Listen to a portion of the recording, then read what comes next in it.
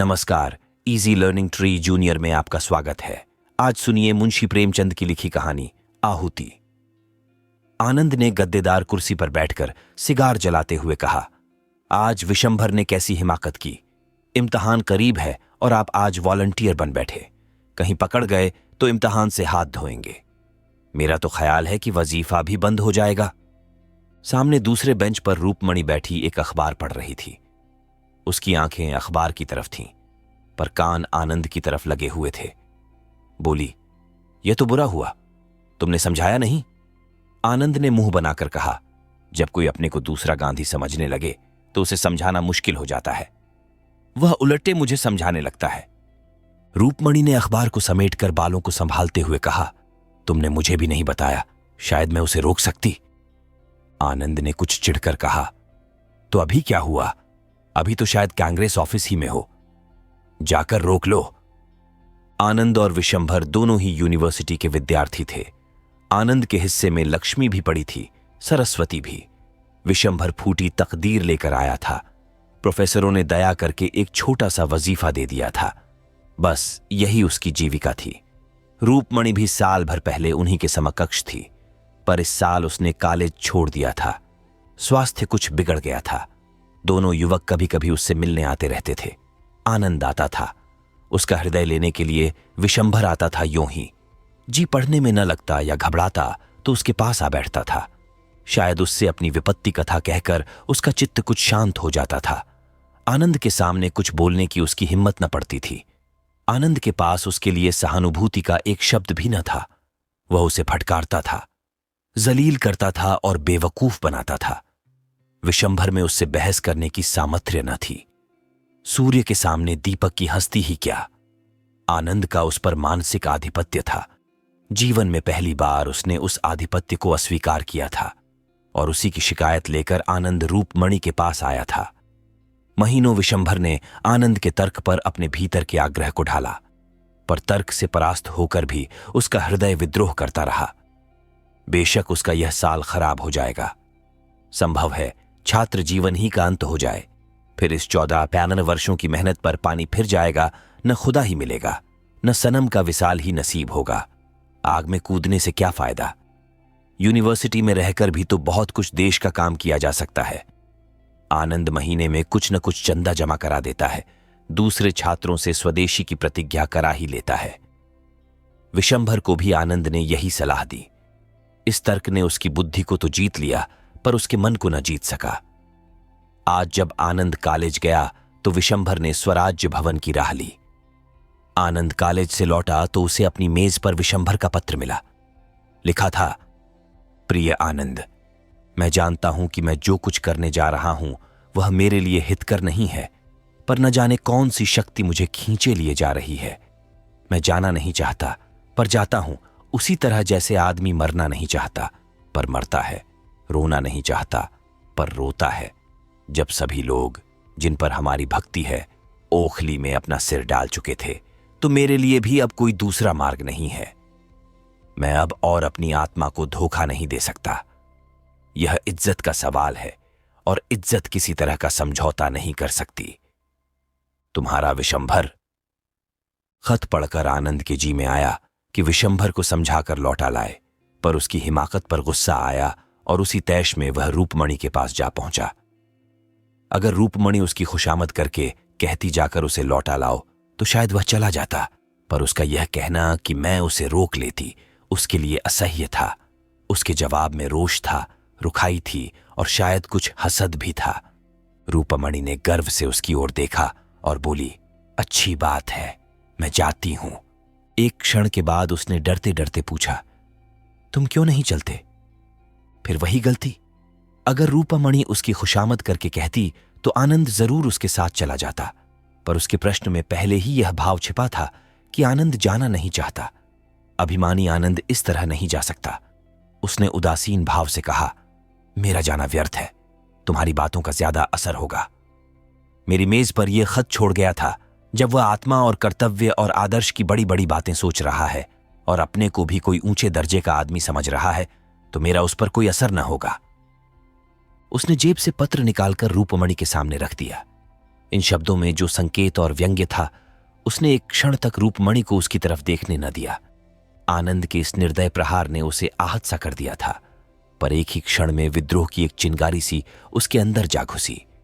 उसने स्वच्छंद भाव से पत्र को लेकर पढ़ा सिर्फ आनंद के प्रहार का जवाब देने के लिए, पर पढ़ते पढ़ते उसका चेहरा तेज से कठोर हो गया, गर्दन तन गई, आंखों में उत्सर्ग की लाली आ गई। उसने मेज पर पत्र रखकर कहा, नहीं, अब मेरा जाना भी व्यर्थ है। आनंद ने अपनी विजय पर फूल कर कहा, मैंने तो तुमसे पहले ही कह दिया। इस वक्त उसके सिर पर भूत सवार है, उस पर किसी के समझाने का असर न होगा। जब साल भर जेल में चक्की पीस लेंगे और वहां तपेदिक लेकर निकलेंगे या पुलिस के डंडों से सिर और हाथ पांव तुड़वा लेंगे तो बुद्धि ठिकाने आवेगी। अभी तो जय जयकार और तालियों के स्वप्न देख रहे होंगे। रूपमणि सामने आकाश की ओर देख रही थी। नीले आकाश में एक छायाचित्र सा नजर आ रहा था। दुर्बल, सूखा हुआ नग्न शरीर, घुटनों तक धोती, चिकना सिर, पोपला मुंह, तप, त्याग और सत्य की सजीव मूर्ति। आनंद ने फिर कहा, अगर मुझे मालूम हो कि मेरे रक्त से देश का उद्धार हो जाएगा तो मैं आज उसे देने को तैयार हूं, लेकिन मेरे जैसे 150 आदमी निकल ही आए तो क्या होगा? प्राण देने के सिवा और तो कोई प्रत्यक्ष फल नहीं दिखता। रूपमणि अब भी वही छाया चित्र देख रही थी, वही छाया मुस्कुरा रही थी, सरल मनोहर मुस्कान जिसने विश्व को जीत लिया है। आनंद फिर बोला, जिन महाशयों को परीक्षा का भूत सताया करता है उन्हें देश का उद्धार करने की सूझती है। पूछिए, आप अपना उद्धार तो कर ही नहीं सकते, देश का क्या उद्धार कीजिएगा? इधर फेल होने से उधर के डंडे फिर भी हल्के हैं। रूपमणि की आंखें आकाश की ओर थीं। छायाचित्र कठोर हो गया था। आनंद ने जैसे चौंक कर कहा, हां, आज बड़ी मजेदार फिल्म है, चलती हो? पहले शो में लौट आए। रूपमणि ने जैसे आकाश से नीचे उतरकर कहा, नहीं, मेरा जी नहीं चाहता। आनंद ने धीरे से उसका हाथ पकड़कर कहा, तबीयत तो अच्छी है। रूपमणि ने हाथ छुड़ाने की चेष्टा न की, बोली, हां, तबीयत में हुआ क्या है? तो चलती क्यों नहीं? आज जी नहीं चाहता। तो फिर मैं भी न जाऊंगा। बहुत ही उत्तम टिकट के रुपये कांग्रेस को दे दो। यह तो टेढ़ी शर्त है, लेकिन मंजूर। कल रसीद मुझे दिखा देना। तुम्हें मुझ पर इतना विश्वास नहीं? आनंद हॉस्टल चला। जरा देर बाद रूपमणि स्वराज्य भवन की ओर चली। रूपमणि स्वराज्य भवन पहुंची तो स्वयंसेवकों का एक दल विलायती कपड़े के गोदामों को पिकेट करने जा रहा था। विशंभर दल में न था। दूसरा दल शराब की दुकानों पर जाने को तैयार खड़ा था। विशंभर इसमें भी न था। रूपमणि ने मंत्री के पास आकर कहा, आप बता सकते हैं विशंभर नाथ कहां है? मंत्री ने पूछा, वही जो आज भर्ती हुए हैं। जी हां, वही। बड़ा दिलेर आदमी है, देहातों को तैयार करने का काम लिया है। स्टेशन पहुंच गया होगा, 7 बजे की गाड़ी से जा रहा है। तो अभी स्टेशन पर होंगे। मंत्री ने घड़ी पर नजर डालकर जवाब दिया, हां, अभी तो शायद स्टेशन पर मिल जाए। रूपमणि ने बाहर निकलकर साइकिल तेज की। स्टेशन पर पहुंची तो देखा विशंभर प्लेटफॉर्म पर खड़ा है। रूपमणि को देखते ही लपक कर उसके पास आया और बोला, तुम यहां कैसे आई? आज आनंद से तुम्हारी मुलाकात हुई थी। रूपमणि ने उसे सिर से पांव तक देखकर कहा, यह तुमने क्या सूरत बना रखी है? क्या पांव में जूता पहनना भी देशद्रोह है? विशंभर ने डरते डरते पूछा, आनंद बाबू ने तुमसे कुछ कहा नहीं? रूपमणि ने स्वर को कठोर बनाकर कहा, जी हां, कहा। तुम्हें यह क्या सूझी? 2 साल से कम के लिए न जाओगे? विशंभर का मुंह गिर गया। बोला, जब यह जानती हो तो क्या तुम्हारे पास मेरी हिम्मत बांधने के लिए 2 शब्द नहीं है? रूपमणि का हृदय मसोस उठा, मगर बाहरी उपेक्षा को न त्याग सकी। बोली, तुम मुझे दुश्मन समझते हो या दोस्त? विशंभर ने आंखों में आंसू भरकर कहा, तुम ऐसा प्रश्न क्यों करती हो? रूपमणि, इसका जवाब मेरे मुंह से न सुनकर भी क्या तुम नहीं समझ सकती? रूपमणि, तो मैं कहती हूं तुम मत जाओ। विशंभर, यह दोस्त की सलाह नहीं है रूपमणि, मुझे विश्वास है तुम हृदय से यह नहीं कह रही हो मेरे प्राणों का क्या मूल्य है? जरा यह सोचो, एमएचआर होकर भी 100 रुपये की नौकरी, बहुत बढ़ा तो 300-400 तक जाऊंगा। इसके बदले यहां क्या मिलेगा जानती हो? संपूर्ण देश का स्वराज्य। इतने महान हेतु के लिए मर जाना भी उस जिंदगी से कहीं बढ़कर है। अब जाओ, गाड़ी आ रही है। आनंद बाबू से कहना मुझसे नाराज न हो। रूपमणि ने आज तक इस मंदबुद्धि युवक पर दया की थी। इस समय उसकी श्रद्धा का पात्र बन गया। त्याग में हृदय को खींचने की जो शक्ति है, उसने रूपमणि को इतने वेग से खींचा कि परिस्थितियों का अंतर मिट सा गया। विशंभर में जितने दोष थे वे सभी अलंकार बन बनकर चमक उठे। उसके हृदय की विशालता में वह किसी पक्षी की भांति उड़ उड़कर आश्रय खोजने लगी। रूपमणि ने उसकी ओर आतुर नेत्रों से देखकर कहा, मुझे भी अपने साथ लेते चलो। विशंभर पर जैसे घड़ों का नशा चढ़ गया। तुमको? आनंद बाबू मुझे जिंदा न छोड़ेंगे। मैं आनंद के हाथों बिकी नहीं हूं। आनंद तो तुम्हारे हाथों बिके हुए हैं। रूपमणि ने विद्रोह भरी आंखों से उसकी ओर देखा, पर कुछ बोली नहीं। परिस्थितियां उसे इस समय बाधाओं सी मालूम हो रही थीं। वह भी विशंभर की भांति स्वच्छंद क्यों न हुई? संपन्न मां बाप की अकेली लड़की, भोग विलास में पली हुई, इस समय अपने को कैदी समझ रही थी। उसकी आत्मा उन बंधनों को तोड़ डालने के लिए जोर लगाने लगी। गाड़ी आ गई। मुसाफिर चढ़ने उतरने लगे। रूपमणि ने सजल नेत्रों से कहा, तुम मुझे नहीं ले चलोगे? विशंभर ने दृढ़ता से कहा, नहीं। क्यों? मैं इसका जवाब नहीं देना चाहता। क्या तुम समझते हो मैं इतनी विलासासक्त हूं कि मैं देहात में रह नहीं सकती? विशंभर लज्जित हो गया। यह भी एक बड़ा कारण था, पर उसने इनकार किया नहीं। यह बात नहीं। फिर क्या बात है? क्या यह भय है पिताजी मुझे त्याग देंगे? अगर यह भय हो तो क्या वह विचार करने योग्य नहीं? मैं उनकी तृण बराबर परवाह नहीं करती। विशंभर ने देखा, रूपमणि के चांद से मुख पर गर्वमय संकल्प का आभास था। वह उस संकल्प के सामने जैसे कांप उठा। बोला, मेरी यह याचना स्वीकार करो रूपमणि, मैं तुमसे विनती करता हूं। रूपमणि सोचती रही। विशंभर ने फिर कहा, मेरी खातिर तुम्हें यह विचार छोड़ना पड़ेगा। रूपमणि ने सिर झुकाकर कहा, अगर तुम्हारा यह आदेश है तो मैं मानूंगी विशंभर। तुम दिल से समझते हो मैं क्षणिक आवेश में आकर इस समय अपने भविष्य को गारत करने जा रही हूं। मैं तुम्हें दिखा दूंगी, यह मेरा क्षणिक आवेश नहीं है, दृढ़ संकल्प है। जाओ, मगर मेरी इतनी बात मानना कि कानून के पंजे में उसी वक्त आना जब आत्माभिमान या सिद्धांत पर चोट लगती हो। मैं ईश्वर से तुम्हारे लिए प्रार्थना करती रहूंगी। गाड़ी ने सीटी दी। विशंभर अंदर जा बैठा। गाड़ी चली। रूपमणि मानो विश्व की संपत्ति अंचल में लिए खड़ी रही। रूपमणि के पास विशंभर का एक पुराना रद्दी सा फोटो अलमारी के एक कोने में पड़ा हुआ था। आज स्टेशन से आकर उसने उसे निकाला और उसे एक मखमली फ्रेम में लगाकर मेज पर रख दिया। आनंद का फोटो वहां से हटा दिया गया। विशंभर ने छुट्टियों में उसे 2-4 पत्र लिखे थे। रूपमणि ने उन्हें पढ़कर एक किनारे डाल दिए थे। आज उसने उन पत्रों को निकाला और उन्हें दोबारा पढ़ा। उन पत्रों में आज कितना रस था। वह बड़ी हिफाजत से राइटिंग बॉक्स में बंद कर दिए गए। दूसरे दिन समाचार पत्र आया तो रूपमणि उस पर टूट पड़ी। विशंभर का नाम देखकर वह गर्व से फूल उठी। दिन में एक बार स्वराज्य भवन जाना उनका नियम हो गया।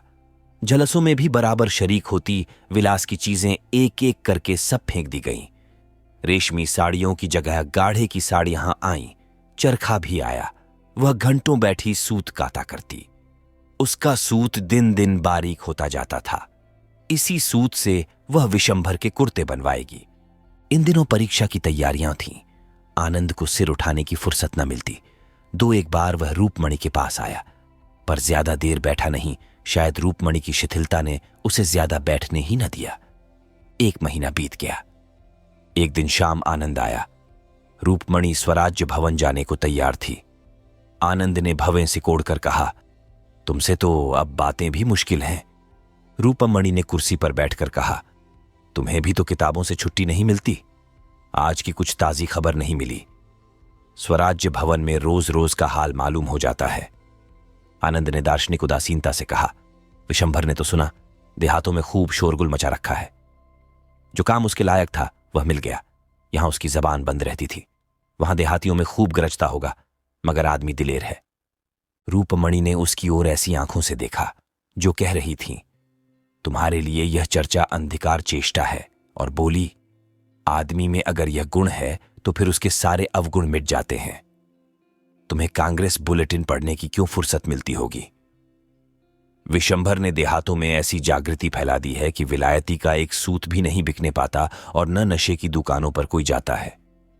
और मजा यह है कि पिकेटिंग करने की जरूरत नहीं पड़ती। अब तो पंचायतें खोल रहे हैं। आनंद ने उपेक्षा भाव से कहा, तो समझ लो अब उनके चलने के दिन भी आ गए हैं। रूपमणि ने जोश से कहा, इतना करके जाना बहुत सस्ता नहीं है।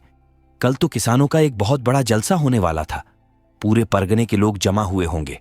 सुना है आजकल देहातों से कोई मुकदमा ही नहीं आता, वकीलों की नानी मरी जा रही है।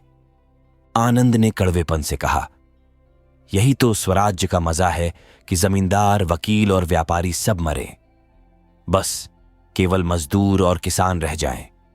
रूपमणि ने समझ लिया, आज आनंद तुलकर आया है। उसने भी जैसे आस्तीन चढ़ाते हुए कहा, तो तुम क्या चाहते हो कि जमींदार और वकील और व्यापारी गरीबों को चूस चूस कर मोटे होते जाएं, और जिन सामाजिक व्यवस्थाओं में ऐसा महान अन्याय हो रहा है उनके खिलाफ जबान तक न खोली जाए? तुम तो समाजशास्त्र के पंडित हो, क्या किसी अर्थ में यह व्यवस्था आदर्श कही जा सकती है? सभ्यता के 3 मुख्य सिद्धांतों का ऐसी दशा में किसी न्यूनतम मात्रा में भी व्यवहार हो सकता है? आनंद ने गर्म होकर कहा, शिक्षा और संपत्ति का प्रभुत्व हमेशा रहा है और हमेशा रहेगा।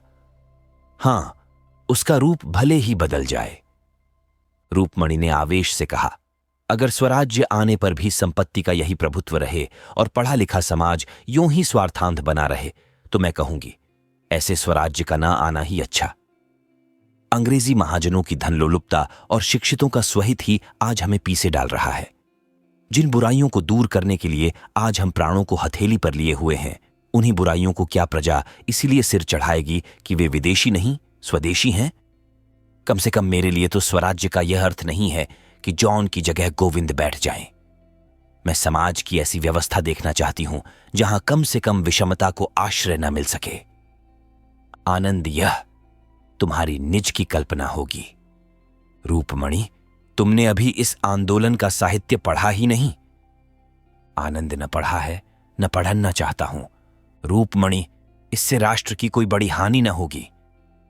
आनंद, तुम तो जैसे वह रही ही नहीं, बिल्कुल काया पलट हो गई। सहसा डाकिये ने कांग्रेस बुलेटिन लाकर मेज पर रख दिया। रूपमणि ने अधीर होकर उसे खोला। पहले शीर्षक पर नजर पड़ते ही उसकी आंखों में जैसे नशा छा गया। अज्ञात रूप से गर्दन तन गई और चेहरा एक अलौकिक तेज से दमक उठा।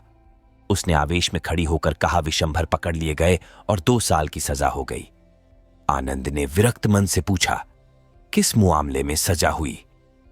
रूपमणि ने विशंभर के फोटो को अभिमान की आंखों से देखकर कहा, रानीगंज में किसानों की विराट सभा थी, वहीं पकड़ा है।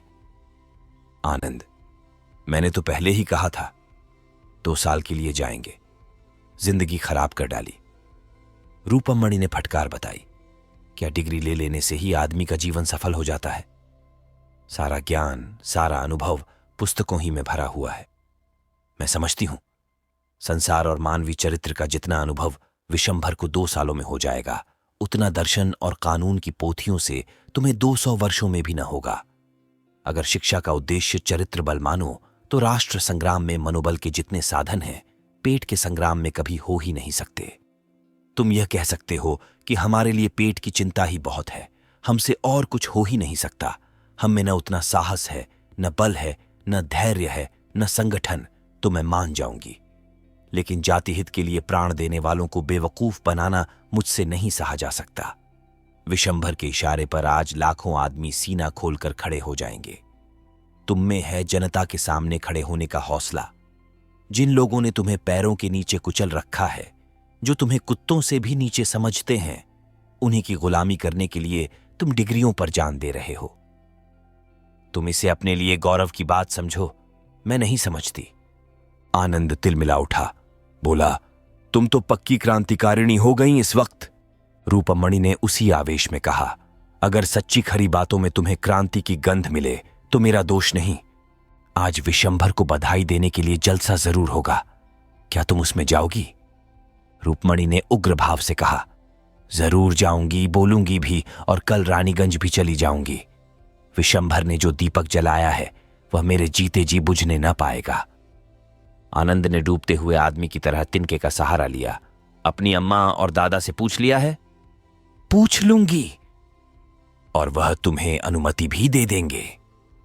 सिद्धांत के विषय में अपनी आत्मा का आदेश सर्वोपरि होता है।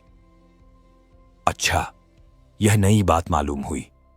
यह कहता हुआ आनंद उठ खड़ा हुआ और बिना हाथ मिलाए कमरे के बाहर निकल गया। उसके पैर इस तरह लड़खड़ा रहे थे कि अब गिरा, अब गिरा। आप सुन रहे थे मुंशी प्रेमचंद की लिखी कहानी आहुति।